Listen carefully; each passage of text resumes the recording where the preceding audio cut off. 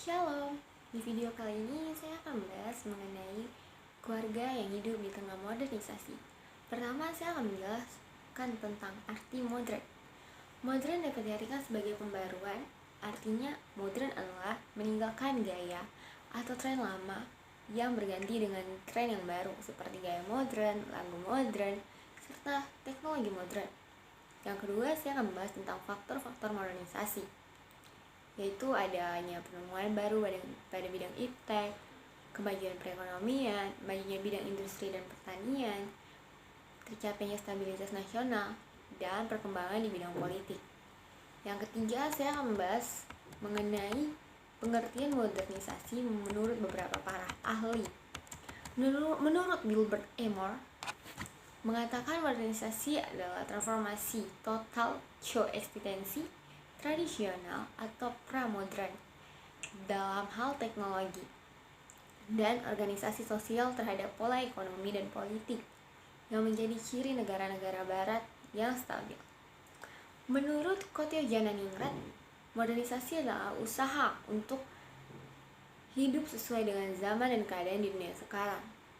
Dan yang terakhir, menurut Suharyono Soekantal, modernisasi adalah suatu bentuk dari perubahan sosial yang biasanya terarah dan didasarkan pada suatu perencanaan. Yang kelima, saya akan membahas mengenai peran keluarga.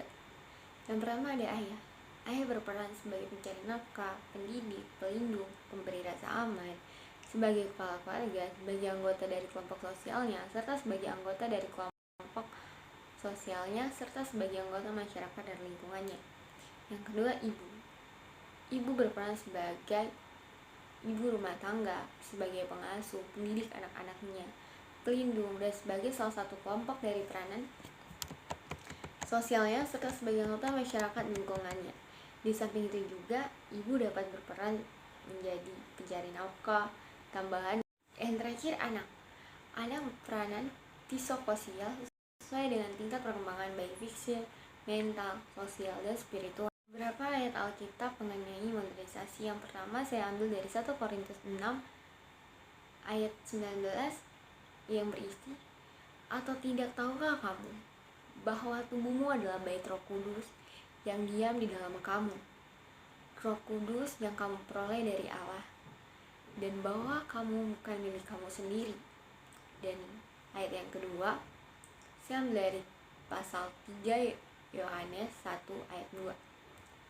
Saudaraku yang kekasih, aku berdoa semoga engkau baik-baik dan sehat-sehat saja dalam segala sesuatu seperti jiwamu baik-baik saja. Selanjutnya saya akan membahas mengenai ayat-ayat yang sudah saya sebutkan tadi. Yang pertama dari 1 Korintus bab 6 ayat 19. Di zaman modern ini, tren ini menjaga kesehatan melalui diet, makanan tertentu, dan olahraga semakin marak dilakukan. Namun di sisi lain, kita masih sering mendengar berita mengenai penggunaan narkoba. Tidak hanya itu, dalam keseharian kita dapat melihat banyak orang yang merokok di sekitar kita. Ayat di atas mengingat kita agar tidak mengonsumsi apa yang sudah jelas tidak baik untuk kita, seperti narkoba, rokok, dan lain sebagainya. Selain itu, perikop di mana ayat ini muncul dalam Alkitab adalah mengenai nasihat Rasul Paulus terhadap orang percaya di Korintus agar mereka menjauhi percabulan, karena sebagai orang percaya kita telah ditebus oleh Tuhan Yesus dan Roh Kudus tinggal di dalam kita.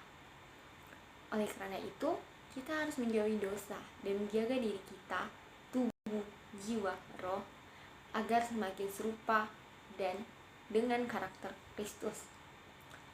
Dengan kata lain, secara tidak langsung kita dapat menyimpulkan bahwa ada kaitan antara perbuatan yang tidak kudus dengan kesehatan sisi kita. Ayat yang kedua yaitu Rasul Yohanes dalam 3 Yohanes 1 ayat yang kedua. Mendoakan agar orang percaya berada dalam keadaan baik dan sehat dalam segala sesuatu, sama seperti jiwa mereka baik-baik saja. Kata-kata sama seperti di situ berarti bahwa jika jiwa atau roh yang baik lebih didahulukan, baru kemudian diikuti oleh kesehatan tubuh. Dengan demikian dapat kita pahami bahwa kita boleh-boleh saja mengikuti perkembangan zaman, seperti dalam hal menjaga kesehatan melalui makanan atau olahraga. Namun, kesehatan roh atau jiwa kita jangan kita lupakan, karena itulah yang utama. Yang kedelapan, saya akan membahas mengenai dampak negatif dan positif modernisasi. Dampak negatif modernisasi yaitu westernisasi, yang kedua demoralisasi, dan yang ketiga kesenjangan sosial ekonomi. Sedangkan dampak positifnya, yang pertama perubahan tata nilai dan sikap, yang kedua perkembangan ilmu pengetahuan dan teknologi, dan yang ketiga meningkatnya efektivitas dan efisiensi. Dan yang terakhir, kesimpulan dari semua yang telah saya bahas ialah modernisasi.